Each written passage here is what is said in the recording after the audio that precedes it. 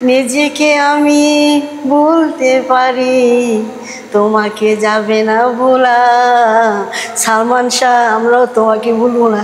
ওকে যে আমরা যে তাড়াতাড়ি হারিয়ে ফেলবো সেটাও কোনোদিন মনে আসে নাই। আমাকে খুব দিদি দিদি করে ডাকতো, সে খুবই সম্মান করতো। এই দিদি আমি শুটিংয়ে চলে গেলাম, এটা আমার কানে বারবার বাজে আমার কানে। সবাইকে স্বাগত জানাচ্ছি আমাদের পেনুয়ার বিশেষ আয়োজনে।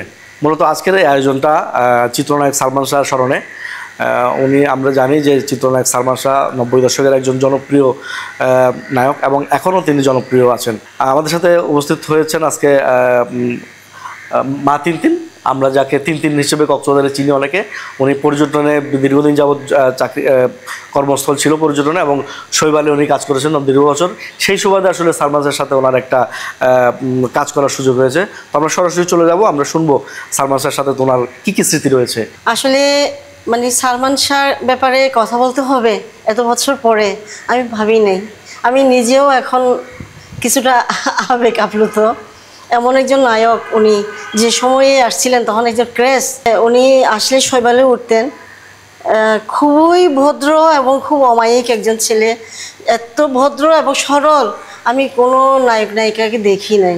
কারণ আমরা যারা দেখে আসছি, যাদেরকে ওনারা আমাদের চেয়ে অনেক অনেক সিনিয়র নায়ক নায়িকা, কিন্তু আমাদের মানে সমবয়সী না হলেও আমাদের সমবয়সীর মতন কিছুটা সালমান শাহ।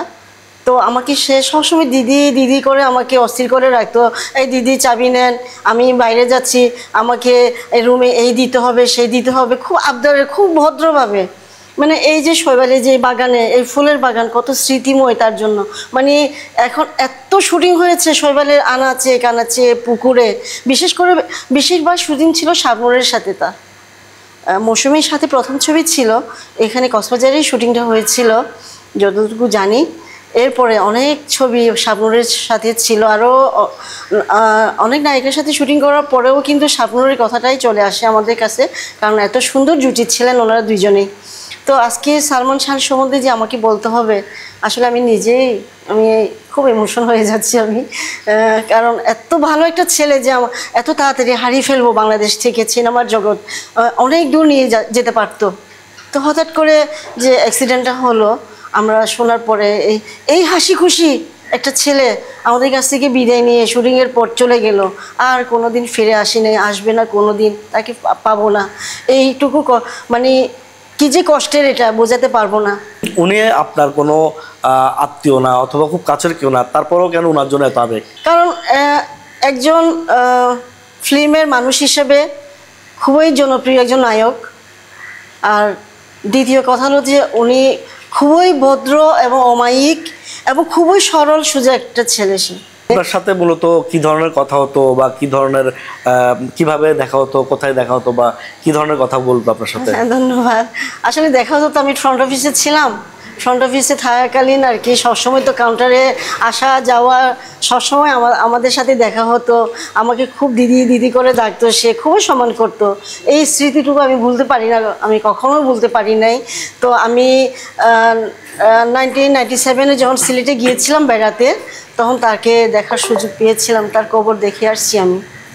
আচ্ছা, মানে আপনারা তো দেখেছেন যখন মানে অফিসে ছিলেন, কিন্তু তার শুটিং কি সরাসরি দেখেছেন? হ্যাঁ, শৈবালে প্রচুর শুটিং হতো। তখনকার সিনেমা মানেই হচ্ছে শৈবালের একটা সিন থাকতেই হবে। শৈবালে নায়ক নায়িকা থাকুক অথবা না থাকুক, বাইরে থেকে এসেও শুটিং করে যায় সবাই। তো সেই সুবাদে সালমান শাহ এখানেই উঠতেন। তখন স্টার হিসেবে তার একটা প্রায়োরিটি ছিল। যারা স্টার লেভেলের চলে যায় নায়ক নায়িকা, তখন কিন্তু এই শৈবালে তখন নামকরা হোটেল হিসেবে শৈবালটাই তখন থাকার একটা আরামদায়ক মনে করতেন, নিরাপদ মনে করতেন এবং আমাদেরকে ভালোবাসতেন। তার সাথে আপনার কোনো ছবি আছে কিনা, বা এমন কোনো কিছু আছে কিনা যে এখনো মনে পড়ে তাকে নিয়ে, বা কোনো স্মৃতি আছে কিনা? আমি আসলে এখন আফসোস লাগছে আর কি, যে তার সাথে একটা ছবি তোলা হয় নাই, কোনোদিন ছবি তুলবো মনেও আসে নাই।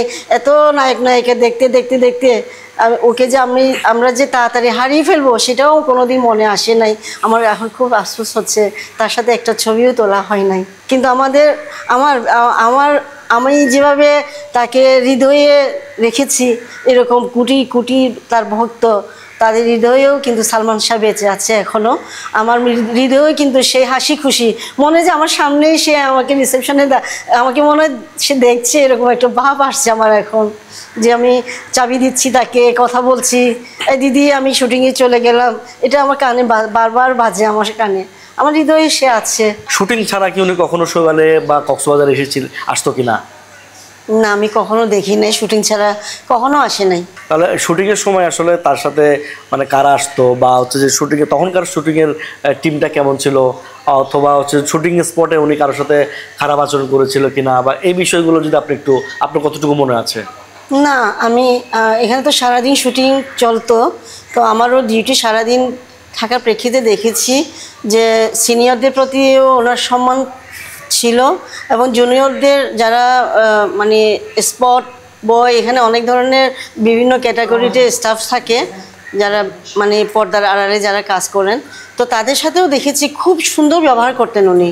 কারোর সাথে ওনার কোনো ধরনের রাগারাগি অথবা ডাইরেক্টরের কথা শুনে নাই, মানে শুটিংয়েও খুব মনোযোগী ছিলেন উনি। আমি কোনোদিন দেখি নাই খারাপ কিছুই দেখি নাই ওনার সবার প্রতি, এবং ওনার যে ইনোসেন্ট ভাব, সবসময় ওনার মানে হাসি, সবার সাথে মানে হাসি ঠাট্টা, মানে সহজ করে চলতেন সব কিছু। মানে গাম্ভীর্য ছিল না, কারোর প্রতি কোনো রাগ ছিল না, কোনো দিন আমি দেখিনি ওনাকে, আমি এই ধরনের কোনো আচরণ আমি কোনো দিন দেখি নাই।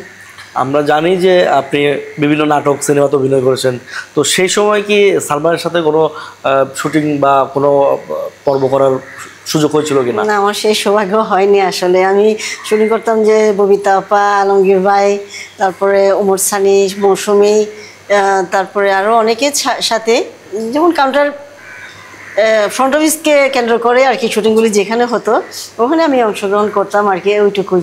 কিন্তু সালমান শাহর সাথে আমার শুটিং করার সৌভাগ্য হয়নি আমার। এখন একটু আফসোস হয় না? কারণ আমরা যেটা জানি যে এখন পর্যন্ত তার মতো নায়ক আসলে বাংলাদেশে অনেকে বলে যে তার মতো নায়ক দ্বিতীয়টা হবে না। তো এমন একটা নায়ককে আপনি দেখেছেন, কিন্তু তার সাথে যদি একটু সিনেমার অভিনয় করতে পারতেন, এইটা কি আপনাকে তাড়না দেয় কিনা? আগে কখনো মনে হয়নি, কিন্তু এখন খুব আফসোস হয় যে তার সাথে একটা ছবি তুলতে পারি নাই, তারপরে শুটিংয়ের সুযোগ পাই নাই। হ্যাঁ, এখন খুব আফসোস হয় আর কি, একটু যদি ছবি থাকতো আজকে ফেসবুকে ছাড়তাম যে সালমান শাহ পাশে তিন দাঁড়িয়ে আছে। দর্শক, আমরা শুনছিলাম সালমান শাহর কথা, আমরা শুনছিলাম তিন ম্যাডাম বলছিলেন তিনি একটা সময়ে আবেগ আপ্লুত হয়ে গেছিলেন। আসলে সালমান শাহ এমন একটা নায়ক ছিল যে খুব কম সময়ে আমাদের বাংলাদেশের যারা দর্শক রয়েছে তাদের হৃদয় জয় করে নিয়েছিলেন। তার স্মরণে আজকে আমরা আমাদের আয়োজন শেষ করছি। ধন্যবাদ সবাইকে।